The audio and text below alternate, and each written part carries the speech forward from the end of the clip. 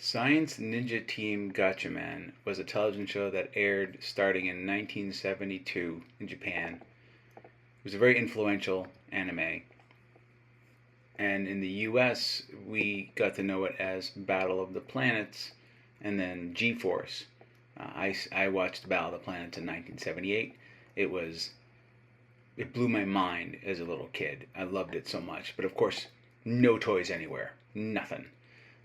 But in Japan, this company called Banso made these plastic toys. There are other licensors as well, but we're talking about these today. And each one comes with a set of a vinyl figure and one of the ships from the show. I loved this show. It was one of my favorite shows of all, and it still is one of my favorite shows of all time. And some of the toys are prohibitively expensive, and so I haven't got a lot of Gatchaman stuff, but in recent years I've started to pick some more up.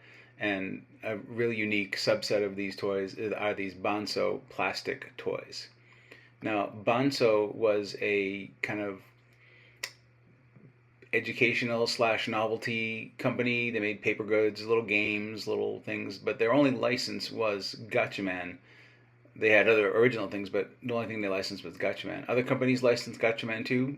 Grip did, Popey did, I think Nakajima maybe did as well.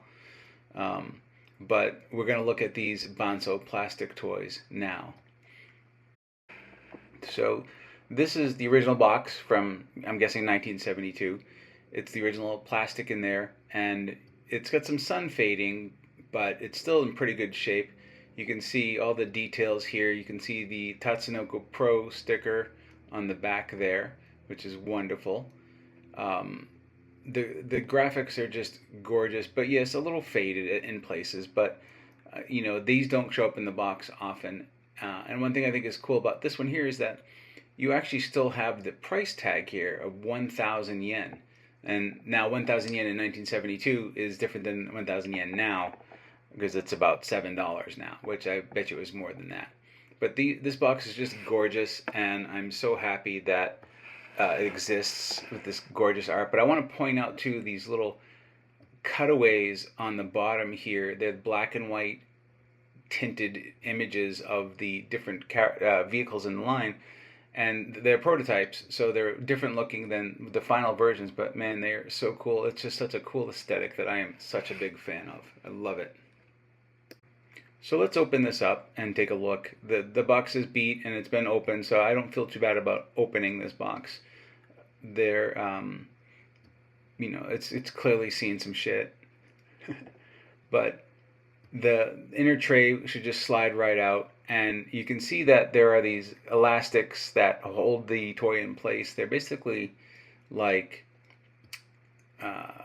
hair elastics, right? Where they're supposed to stretch, but they're old, so they've kind of dried up a little bit. But it allows you to take the toy out easily, and they have little metal clips on the back that kind of keep it in place. But yeah, an upside of that is that we can remove the toy easily without removing any of the original. You don't have to cut anything; it just kind of comes right out. Same thing with the little vinyl figure. This elastic still has a little bit of spring left in it, so I have to work it a little bit to get it out. But what a derpy little vinyl figure that is. You can see the package is in an angle because the ship has a big fin in the back there. And you can also see some of the sun fading of the back of it. So this vinyl is just cute, and it's cast in a few different pieces, the top and bottom and the head. They're almost naive in their sculpts, but it was a weird time where we're kind of coming from Ultraman vinyls, and a lot of them had these heroic arms up poses. It's quaint, it's cute, right? It's a very kid friendly, non-threatening toy. You notice that it's got the birdarang in the hand, very softly sculpted in there. The vinyl cape is awesome, a little manufacturer mark in there, and down the foot also. But this was stored like up against that cardboard, so that red is so vibrant because it never saw any sun. It was kind of stored up like this. So it's going to kind of flop up a little bit. But man, I just love the way this looks. I love how just folk arty and kids toy this is from a simpler time. It's two parts of vinyl. The head does turn, but the waist doesn't turn at all. It's just the nature of what it is. And also, if this kind of looks and sounds weird, I had recorded audio to this and it all didn't come over. So I'm doing a voiceover to kind of remember what I was talking about. Anyway, here is the G-1 vehicle. I love this so much you don't even know how happy this makes me. It's a little yellowed from being in the window of a box for 50 years, so there is a slight yellowing to the plastic. The stickers aren't as maybe vibrant as they could be, but considering the age of the toy, it's actually not too bad. The whole thing is like a hard plastic. There's a few different molded parts in there. It's really cool. There is some interesting wear on the figure from being out in the box, and you can see this little blue rub here. What that is that actually is a rub from the arm of the figure, that where it was kind of placed in the box over the years of motion. It's kind of rubbed off the paint just a little bit. I'm sure I could clean it up with something, but I'm not gonna. I'm just gonna leave it. You can see the mark there. It is just, that's the charm of being a piece that's over 50 years old. But man, the lines are great. The look and feel of this thing, it just screams like retro. I love the translucent cockpit on this. There's a little bit of glue. You can see that it's gotten yellow over the years, and that's not like, I don't think someone repaired it. That's just common for toys like this age.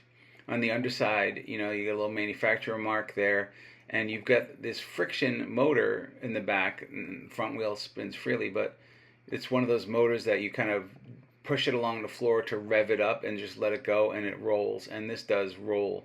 It's great. It does exactly what you want it to do. It sounds a little crunchy in the gearbox, which you would hear if I was not an idiot and tested the sound before I started recording.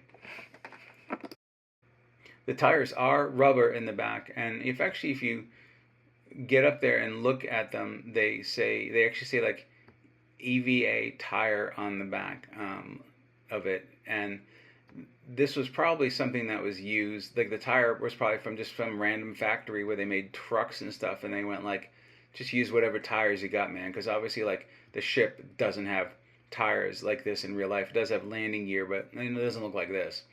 So it's just very much like, what can we grab to do the toyeticness of it, and I really appreciate that in these old toys. So it's primarily a toy, not a collectible, even though it is now. I also want to talk about the feel of this piece, or these, the two of them together. They have an aesthetic of kind of being trapped between two worlds. Consider 1972. We were just coming out of the kaiju phase, right? So everyone was into Ultraman and Godzilla and things like that, and that's what a lot of the character toys were. They were vinyl character toys, and everything else was like tin robots and tin toys. Then when we got a little bit further into the 70s, we got Jumbo Machinders and Chogokin, and then the aesthetic just changed again in the 80s to more mechanical objects that were transformable, right? And then, as we got through the 80s into the 90s, we were looking at, Brave series things that took that transforming aesthetic further. And then once we got into the late 90s, we started switching over to like nostalgia stuff where we're redoing these things again as modern designs. But these feel like they could go in a tin toy, character toy collection as opposed to a vintage Japanese vinyl or Chogokin collection. They are so simple and fun. There were 5 of these made, of which I own 4. I have G1, G2, G3, and the God Phoenix. They're all friction powered except for the one I don't have, which is G4, and that one was battery powered, and that's the hardest one to get. So I'm going to review all of these over time, and once I get the G4, I'll finish it, but that's the hardest one to get, I believe, and the most expensive one. Cost on these vary wildly, but for kind of a crappy boxed one that it's in good shape, you're looking at maybe $500-600, maybe $700. Loose, just the figure, $50. I don't know. I don't want to speculate too much, but they're getting the ship loose and in that condition is also going to be not cheap. So it is a little bit of a commitment, and it's not for everyone, but for me, like, this is the expression of these characters and vehicles that I'm really drawn to. So, and I decided that I'm going to finally get them all. And I'm very close, but that G4 is obscure. I had a chance to buy one loose for $800, and I passed on it, and I maybe shouldn't have, but I want it in the box, so I'm going to hold out, and we'll see what we do.